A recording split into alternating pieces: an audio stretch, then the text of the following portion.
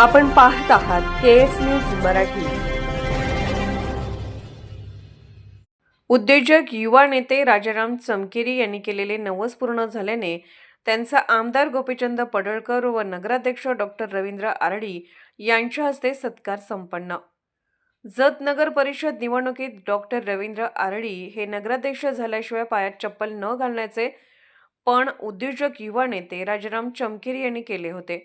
अखेर नगर परिषदेच्या 21 तारखेला निकालात डॉक्टर रवींद्र आरडी नगराध्यक्ष म्हणून बहुमताने निवडून आल्याने राजाभाऊ चमकेरी यांनी केलेले नवस सार्थकी झाल्याबद्दल आमदार गोपीचंद पडळकर यांनी त्यांना कोल्हापुरी चप्पल घालायला लावून त्यांचा सत्कार करण्यात आला।